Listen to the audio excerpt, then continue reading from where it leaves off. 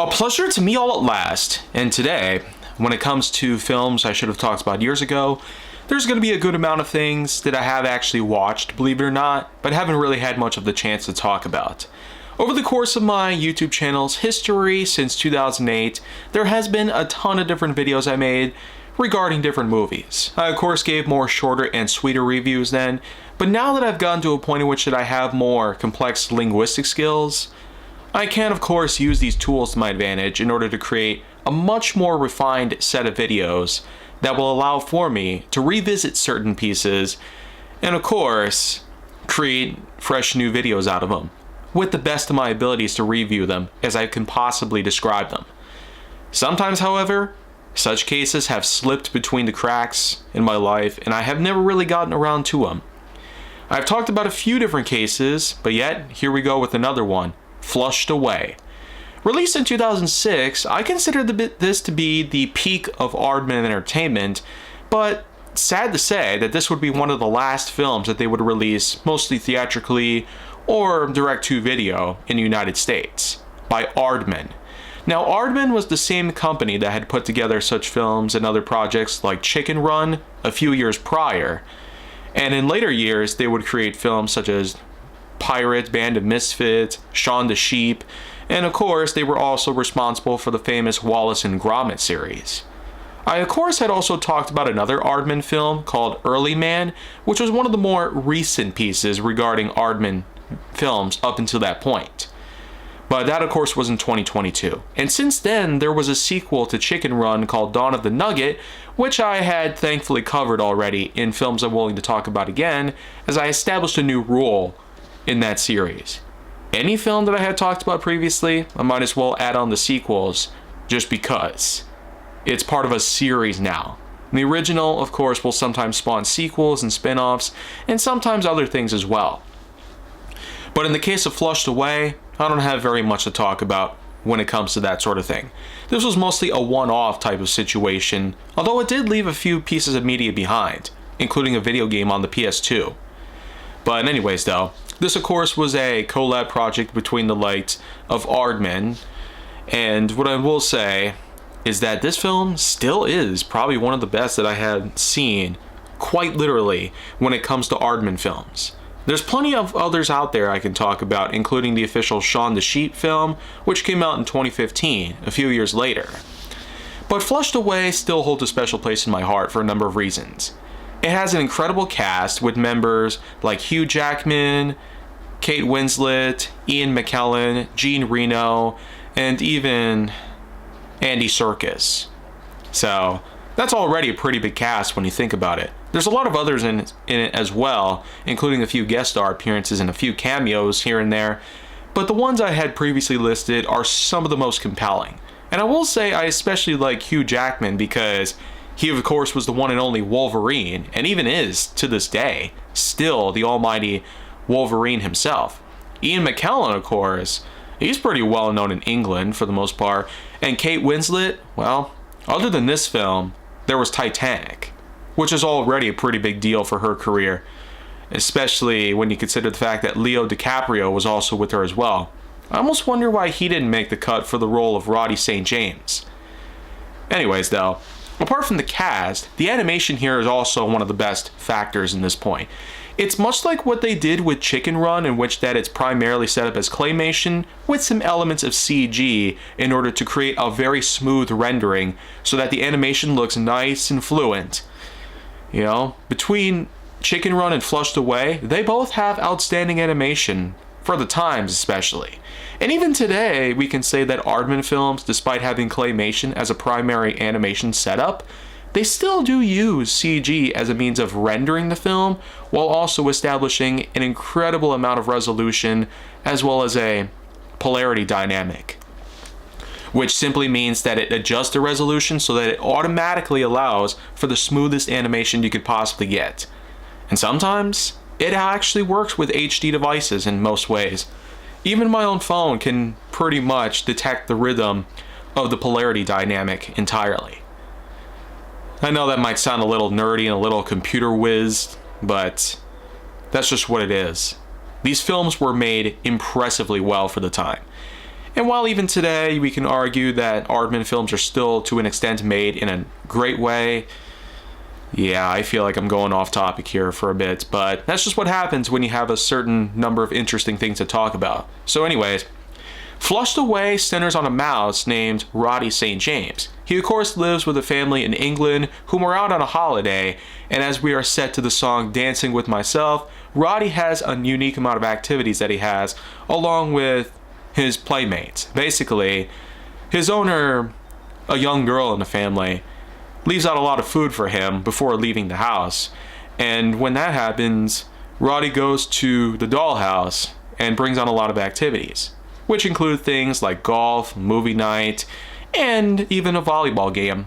But even after this incredible montage, title sequence, as well as cast member highlights, and a number of other beginning credits, the night comes in which he preps for bed, wishes everybody a good night, but then eventually wakes up to hear something in the distance. He believes an intruder is in the house, and the Sergeant doll gets brought up with a number of voice cues that end up going off for some reason until Roddy pulls out the battery. Kind of funny when you think about it, but I would probably consider the fact that it's more of a fantasy that he has, or he's just using the doll as some sort of shield for himself. Anyways, though, this intruder apparently comes right out of the sink and lands somewhere on the kitchen table. And when Roddy finally found out who it is, he basically finds that it's just another rat like him. A rat that apparently had come up from the pipes and is apparently known to be quite dirty in many ways. I mean, he goes from jumping off the table, going straight to the TV, and just making the place his own home. But Roddy, of course, is willing to challenge him and try to get him kicked out because he's on the fence of believing that this guy, whom he had just met, might just be replacing him in his every role. An unwelcome guest who essentially starts to squat in the house, and Roddy basically comes up with a plan to get rid of him. They go to the toilet, in which that it's under the guise of being some sort of jacuzzi that will apparently get this guest nice and ready to roll. However, he tricks Roddy and shoves him straight into the toilet instead, even going so far as to flush it. And that is basically where Roddy's little journey to the sewers begins. A few minutes pass by, along with another well-known song of the time playing in the background as Roddy himself is pretty much helpless as he goes all the way down, realizing that he himself is now in the sewers, the very same place that this guy, whom he apparently calls Rupert for some reason, he sent him down there. Yeah. And one recurring thing that pops up at this very moment are the slugs.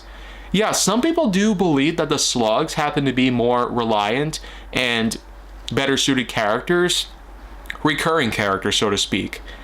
If anybody would compare him to anything else, it would probably be the minions from the Despicable Me series. In fact, despite Flushed Away preceding Despicable Me, some people think of the slugs from Flushed Away as being a lot like the minions from Despicable Me, but they argue that the slugs happen to be much better in a number of ways.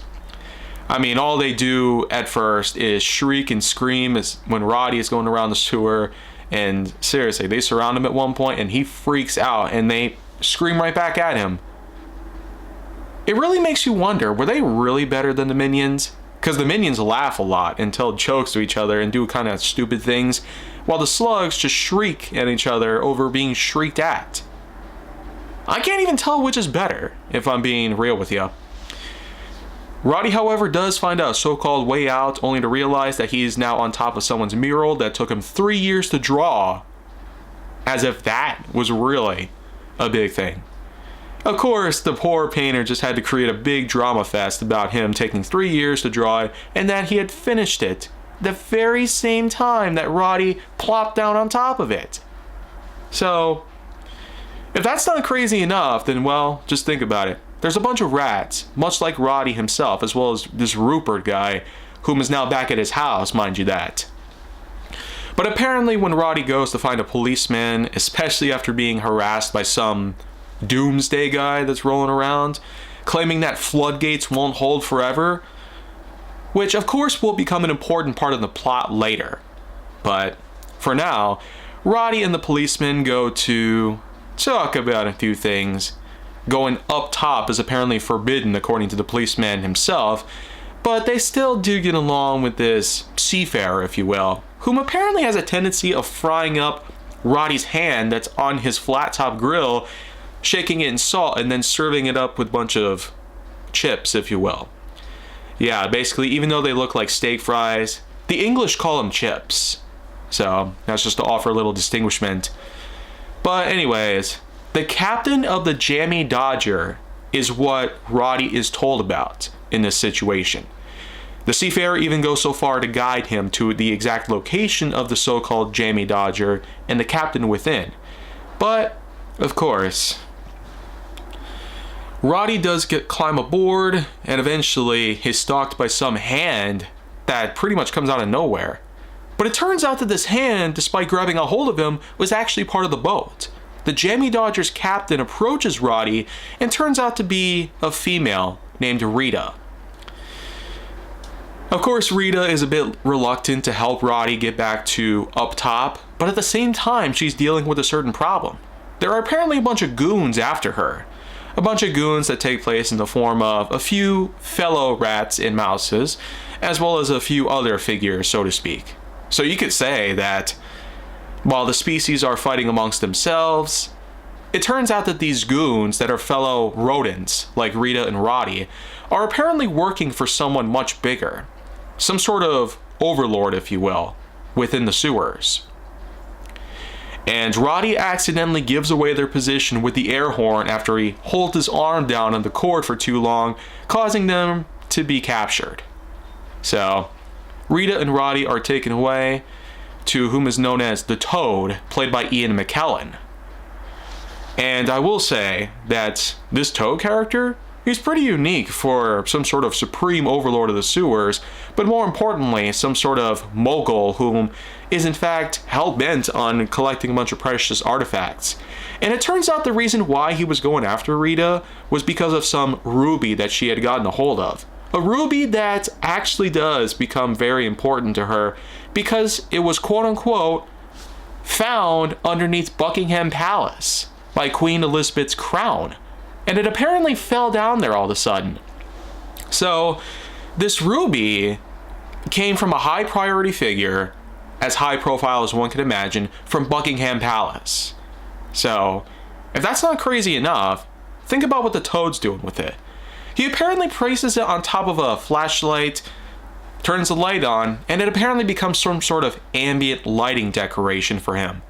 Alongside many other artifacts, including a bobblehead, as well as some expensive porcelain, and a number of other things. The Toad and Roddy do seem to get along in a number of ways, as Roddy himself is basically just bragging about what his life is like and living alongside the wealthy, even though it's kind of debatable on what his status really is. Sure, he dresses fancy with a suit and all, but that was mostly for the purpose of having a pleasant night out the day before with his doll partners. Yeah, you remember the movie night during the title sequence? That was the reason why he dressed all fancy like that. But anyways, Roddy ends up becoming clumsy enough, stumbling back, and eventually knocking most of the stuff over. And the Toad, as you can imagine, is pretty pissed. In fact, he sends both of them to the refrigerator. Yeah, it's apparently icing. Yeah. Now let's talk a bit about the word icing though. Icing was a slang throughout the 1920s and 30s, primarily during the Prohibition era, in which that Italian mobsters and bosses often used the term as a reference to execution. Icing literally means to execute someone when they're on their knees. Essentially the subordinates of the mob don or mob boss, if you will, are essentially put outside and usually gunned down to death with Tommy guns. That's literally what the word iced meant. But in this instance, they take it in a more pun-like direction, and the form of icing that Roddy and Rita are about to see is apparently correlated with actually being frozen in a block of ice and preserved inside the refrigerator. There, of course, are a number of other figures that the Toad had apparently iced before, so in doing so, he plans on adding Rita and Roddy to his collection. Basically, they're about to be history. But thanks to the help of a paperclip and eventually some teamwork by Roddy and Rita, despite their disagreements with each other, they eventually escape in the nick of time right before the liquid nitrogen builds to the point in which that the pressure will instantly freeze them. And it turns out the two goons, known as Spike and Whitey, are frozen instead. And if it wasn't for Whitey and Spike being distracted over a pair of mittens, then that also would have played into Roddy and Rita's doom. Thankfully, both elements work themselves out, and Roddy and Rita are even able to grab the ruby on their way out, causing the Toad to send the goons after him, especially the newly frozen Whitey and Spike, whom at first have a difficult time trying to readjust to the warmer climate around them as they stumble around and bash each other around. And it's pretty funny when you think about it. It's like slapstick comedy. But the real big point in the scene comes around when another critical element of the Toad's master plan comes around, when a cable is snatched up from the electrical system, causing the power to shut down, and his whole lair is now dark. He, of course, famously yells, "Not the master cable," as Rita actually takes the cable and prepares to zip line off of the wire nearby. Roddy, of course, hitches a ride on her as well, accidentally breaking her belt and causing her pants to slide down gently, which causes the moat to fall. So, Rita and Roddy are still a pretty high mark away from reaching solid ground. Whitey and Spike, however, plan on doing the same thing, ziplining down the wire, before realizing they were a little too heavy. So it unplugs from the wall outlet nearby, and now they're falling straight down towards the water. Spike, of course, offers to Whitey to keep his legs straight when he hits the water, which, honestly, it does work pretty well. If you ever do cliff diving or diving from a high surface, definitely go for the pencil dive because it can greatly allow for aerodynamic flush in the water. But more importantly, it can help prevent any kind of serious injury, as the water molecules, of course, will start to float downward rather than just push their way back up, like how they normally would do if you were to do, let's say, a belly flop from 100 feet in the air. Even though water is supposed to move out of the way, it gets a little difficult to explain, especially if you're falling at a high speed to the water itself. Anyways, though, in spite of that, Rita and Roddy do make their way down, with Rita showing off at first and Roddy doing a bunch of crotch shots on the way down. Seriously, he hits his crotch 5 times in a row in 10 seconds. And if that's not enough, a football hits him in there as well. So he is suffering from some serious genital malfunction right about now. But then, of course, Roddy goes to follow Rita because he still needs help getting back to his home. Whitey and Spike again give chase, but thankfully the Jammy Dodger comes around when Roddy is basically trapped on a bridge. His legs are splitting out and he's basically doing the splits mid-air, but he jumps down and basically he and Rita are now back together again. Thankfully the others don't really chase them again, because this is another point in the story that we do need to talk about. Rita and Roddy are now with the ruby, and the ruby itself, according to Roddy's own testimony, is fake. Yeah, a glass ruby. Who would have thought? Was it supposed to be some sort of imitation that Queen Elizabeth had? Who really knows? Roddy shatters it, and you can tell Rita is unbelievably pissed there. In fact, they get in a bit of a fight in the deck below where you can see a number of things. There's a sticky hand, a Rubik's Cube, some crayons. You know, it's a lot of classic toys for children that apparently were down in the lower deck where the engine is. A cell phone, of course, brings up some sort of order because of the crayons kept hitting the buttons.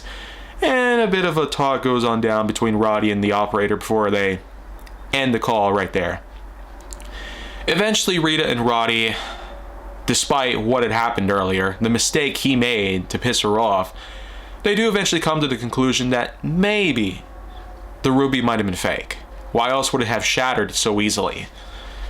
And then, of course, they go for the classic spit shake. Basically, Put out a loogie in the palm of your hand, your partner does the same thing, and you both shake on it. It's sort of like the more tamed down version of the Blood Brothers agreement, in which that it's blood on your hand instead of spit. But anyways, apart from the slapstick and gross out humor that we seem to be getting in this film, there's a lot of other stuff that happens. Roddy meets up with Rita's family, including her father, whose bones were almost all broken because of what happened in her earlier affairs with the Toad. But more importantly, the fact is that the ruby was meant to be more of a thing to change her life and help save her family from any sort of trouble. Even though Roddy screwed it up, she still went ahead and forgave him for it, because there would have been a chance that the fake ruby would not have been validated for pawn shop offers or anything like that. And even if it were, it probably wouldn't have amounted to very much. So this kind of silent agreement that they made with the spit shake, if you will, carried on well into the day in which that Roddy actually had a pretty good time with Rita's family. He entertained the kids, did some singing, and apparently was mistaken by a relative of Rita's as Tom Jones. Now, I still don't really know who he's talking about, but I could probably assume that this Tom Jones is some sort of celebrity that she knows real well and has an addiction to or obsession to. Maybe that's what it is. I know some people that happen to be fanatics of certain persons, places, or things, and they just get so obsessed over it that that's the only thing they talk about. So, Roddy being mistaken as Tom Jones is still pretty funny nonetheless. But here's the real kicker though. A private conversation between Rita and her dad in the kitchen ends up leaving with Roddy getting hit by some underwear, and eventually when he eavesdrops on the two, he realizes that apparently Rita wants to dispose of him after her affairs with the Toad are all over. So, in essence, Roddy could be put in severe danger, whether by putting into the water or even getting himself killed. Seriously, Rita is willing to dispose of this very person who practically helped save her from the Toad. Who does that?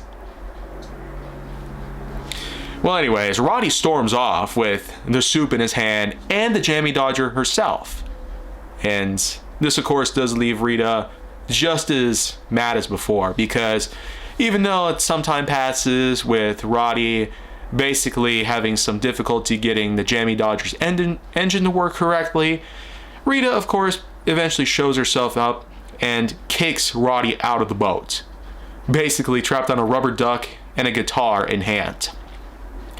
She forgot about the buoy, though, that is still in the water, and Roddy is able to attach it to the duck, causing him to now float along with the Jammy Dodger, sort of like a lazy river, and even sing a crappy song about how Rita is not so good to him. She unfortunately is forced to give in to his little demands on getting back onto the boat, and of course learning his lesson on not to eavesdrop with private conversations going on with her parents.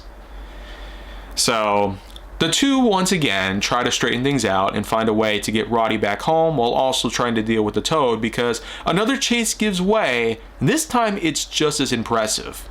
I mean, you had goons coming in with all sorts of crazy items, including a toaster, a cake mixer, and a few other things as well. This chase scene is still pretty awesome, and it goes on throughout this whole sewer city, and it's just impressive when you think about it. The soundtrack accompanying it is another copyrighted song as well, and it really just ties together things. There's also a lot of crap that goes on with Roddy basically hanging on for dear life while he was trying to do some maintenance work on the boat, and apart from that, he eventually gets Rita to speed up, and some other unique things begin to happen as well. There's boosters that go off, a cake mix that goes on, in which it causes the mixer guy to spin it up and another guy to taste test. Essentially, these goons of the Toad are given it all they got in order to chase down after Rita and Roddy. Roddy, of course, eventually spots a balloon and a tunnel nearby, in which that he grabs a hold of it and pulls it so tight that the balloon is bounced on by two of the goons as they're taken down as well. But, of course, they still have yet to deal with Spike and Whitey, whom are on a speedboat chasing them still. Roddy is eventually brought back to the boat, in which that they realize they're not over with their troubles just yet. In fact, there is a special emergency button that creates some sort of massive speed boost, but Spike and Whitey do come in prepared. They catapult Spike over to the boat where he has crampons as well as a Swiss Army knife, pretty much arming him to the teeth. Roddy is knocked down and Spike is basically stretched outward as far as the wire could possibly go, and eventually it gives way. Spike is flung backwards and given a lot of hits to the head, to the crotch, and eventually falls down. The speedboat ends up sinking as basically Spike and Whitey are now helpless again.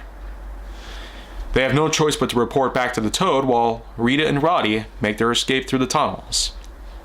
We do once again have more things to cover though. The Toad is just as angry about this whole thing, forcing him to call up his French relative known as Le Frog, played by Jean Reno. And important to note here is the fact that Jean Reno and Ian McKellen, they themselves have a bit of a rivalry with each other, even to this day. I guess you could say they're not in full agreement on working with each other here, but in the way I see it, it's a good chemistry that they have between two Toad relatives. The Toad himself actually talks about his past. A backstory ensues on the time that he was adopted by a young boy, and eventually a rat was brought into the mix, causing him to be sent down the toilet. Yeah, that is pretty sad, if you will. And it's probably no wonder why he holds such a big grudge against rats anyways. And why he's doing all this to Rita and Roddy is because he wishes to wipe out this rat city in the sewers with these floodgates. That was the whole deal about the master cable in and of itself. So the Frog organizes a raid the following morning. And that's because some of his goons end up talking about dinner plans. So they leave in 5 hours. Meanwhile, back on Jamie Dodger's perspective, there of course goes in another time for Roddy and Rita to prepare for things, as the ride is expected to get very bumpy soon enough. But they are of course getting back to Kensington, which was Roddy's town in which that he's from. A hand comes out of nowhere as Roddy starts to tie down some knots for the boat, revealing himself to be one of Le Frog's goons. Yup. And they all show up, and eventually the mime shows up as well, with the cell phone attached to him. The cell phone apparently is the Toad himself. And I will say, the implementation of a mime, basically having the cell phone attached to him where the screen is above his head, and having the Toad himself, that's actually pretty clever from a writing perspective. But at the same time, it does allow for a unique way to display the mime's capabilities and talents overall. Of course, talks go down between the Toad, Rita, and Roddy in an effort to try and get a hold of the cable, and a bit of a joke going on about the ruby, because she reveals to him that it was in fact a fake. So that causes him to laugh a lot, but still. The efforts to get the cable, as well as to take down Roddy, Rita, and the Jamie Dodger, they're essentially put together by Le Frog, as his goons hilariously put on some fighting skills. But Roddy, of course, puts in a fly snack, launching it into the air and causing all of the Toads from Le Frog's group, even the mime, would show up. They would all get tied into a knot, and then a nearby hook is grabbed on by Rita to pull the frogs off of the boat, leaving Le Frog to be pretty much the only one aboard to fight them. And I will say, that was a pretty unique diversion tactic right there. Having all of the Frog goons catch a hold of the fly, and the Frog was smart enough not to grab a hold of it, realizing there was some sort of trap. But everybody else is just hanging there, while the Frog continues his fights against the two. The Jamie Dodger eventually goes through some rapid waters, leading to a massive storm drain that will drop him straight down into the bottom. Possibly deep water, and it would be like the plunge pool of a waterfall, but this is of course on a much smaller scale.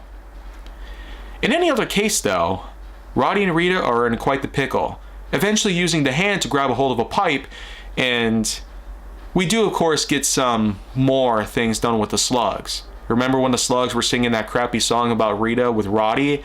Now they're back again, this time with 3 of them, grabbing hold of an umbrella to save themselves, while Rita and Roddy, after Jamie Dodger is forced to let go by LeFrock after he grabs a hold of the cable and breaks off the hand, they're now falling to their death. Thanks to some quick thinking from Roddy, though, they're able to use the plastic bag parachute on the back of Jamie Dodger to essentially use the air to lift them up to the surface. Rita was thankful enough to grab a hold of the cable as well, so LeFrock is once again going to have to go back empty-handed. And he even gets raspberries blown at him by the slugs. So, quite a way to go there. But when Rita and Roddy find their way up to the surface, they're now above Kensington. Some time passes before they figure out which one Roddy lives in, and up flying through the chimney and into the living room, they now are back home. Roddy is more than excited to be back. More importantly, this guest, whom was referred to as Rupert, but apparently is actually known by the name of Sid, is revealed to be playing around in Roddy's place still, and is apparently having the time of his life. Once he realizes that he's back along with Rita, the 3 do unfortunately not quite understand each other that well, but still have a few chuckles nonetheless. And Rita, of course, plans on heading straight on back after being presented with some gifts from Roddy. Parting gifts, so to speak. A ruby that is authentic, but also protected by an iron roll cage, so that way it can't break. There was also a green jewel that is handed to her, which of course could be known as the Jamie Dodger Mark II. But of course, Rita ends up going on back to the sewers, mainly to take care of business with the Toad himself. While Roddy sticks behind and eventually realizes himself that after watching the World Cup final, which was apparently mentioned to them earlier in the sewers by the Toad himself, it all comes back to Roddy. That Doomsday guy that was talking to him about the floodgates not holding, as well as the Toad mentioning about the World Cup final this afternoon, which apparently was not very long from now. Sid, of course, told him about laying off on the drinks because they intend to watch the whole game before halftime, which is the point in which that supposedly everybody's going to go and take a restroom break. And when that happens, the floodgates will be let loose, and all the water that comes from the toilets will all flood the crap out of Rad City. So, when Roddy realizes this, he heads straight on back to the toilet with Sid and arranges for him to take over the house for some time because he might not really come back. And even after defeating the Toad and rescuing Rita from a possible doomsday scenario like this. So once he makes his way back down, he immediately goes on over to a fan station and a balloon station, and he's able to use them both to his advantage in order to make his way up to Rita, whom was apparently held hostage, hung up right in front of the floodgates that are expected to flood. But of course, a nail gun that is being fired at Roddy causes the balloon that he's holding to pretty much lose out of control, lose air, and even though the noise is funny to some, the Toad once again now has control over the floodgates, and more importantly, the cable is snatched up, put right back in place, which means everything is set in stone now. Even worse, even though Roddy and Rita eventually make a break for it using the nearby hose of liquid nitrogen to freeze some people and even cause others to slip and fall, well, the horn for halftime initiates. And even though the Toad is held in place in the pipe with liquid nitrogen in it, the sounds can be heard from the shrieks of the slugs and eventually the rush of the water nearby, meaning that it's happening. The floodgates are wide open now, so the city is now doomed to be wiped out from the waters. So all they can do now is, even though Rita gets caught by the Toad, Roddy is able to successfully trap the Toad's tongue in a set of gears, causing the pipe to eventually break open. And LeFrog's tongue is also used as a grappling hook to latch onto the pipe and rescue falling Rita right before the pipe breaks open. The liquid nitrogen causes the water to freeze, and right before it has a chance to wipe out the city, it's now a block of ice. Everybody realizes that they're saved now. Even a surfer gets pretty frustrated about it. I mean, who would want to surf on a tidal wave that could possibly wipe people out? Nobody should, really. Any other way you look at it, though, LeFrog and the Toad are now bound together with their tongues. And Roddy and Rita discuss things about the so-called Jamie Dodger Mark II, and more importantly, how much they've done to save this city. Meanwhile, the final sequence goes off with the slug singing Rolling on the River as the Mark II of Jamie Dodger is put together, and pretty much everybody from Rat City, even Rita's whole family, including that relative who still is a big fan of Tommy Jones. Yeah. They're basically all running through each other, even using the emergency boost system to really lighten up the fun. And then, when the credits roll, a credits scene does take place, where Sid is after dark, with all the junk food and stuff in front of the TV, as the family comes on back home, Roddy's family, so to speak, and they bring along a cat. Seriously, on their vacation they happen to find a cat and bring it back home? Maybe it was a stray that they found. Either way you look at it, I guess you could say Roddy knew about what they were going to do, or it was just a weird coincidence. But that's still pretty funny though, because Sid was the unwanted house guest whom is now going to take over the place, and now is going to be dealing with a cat. So they obviously had to put in the song What's New Pussycat after that happened, which is also pretty nice. I mean, they missed little opportunities there. They hardly missed in a lot of things in general. So what do I have to say about this film? I had a lot to say, actually. I do like the cast, I do like the plot that they were going for, and I also do like the unique sequences correlating to things that are gross out humor, things that are slapstick, even though this is a while after most of it was common or entertaining at the very least. I also do like the idea of slugs apparently becoming more reliable and helpful characters than the minions from Despicable Me, but when you think about it, they didn't really create a sequel for Flushed Away, because a one-off film like this, like many others I've talked about, like The Iron Giant, they don't really need sequels.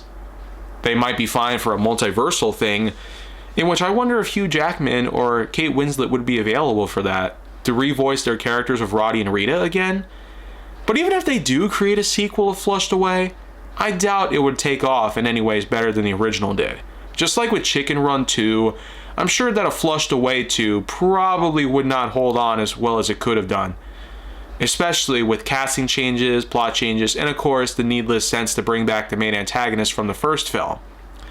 If the Toad and the Frog, well, then again, they weren't really blown to pieces or crushed to death, just like what happened to Mrs. Tweety in Chicken Run. So I'm sure that the Toad and LeFrog might come back for a sequel, assuming if they do become the main antagonists. But in any other case, even today, Aardman doesn't have much of a plan to do so. Still though, I gotta hand it to them. They created an impressive film that is seriously looked on as a masterpiece by this point. So in any other case, that's all I got to say for this piece. I'll be back though with some more stuff relating to animation. Probably some bits of the Illumination series. Even though I've talked about Despicable Me, I haven't talked much about some other films that came out over the years. So, stick around and I will be talking about some of them. So, make sure to like, subscribe, comment, follow me wherever you can find me, and stay on the Hollywood side.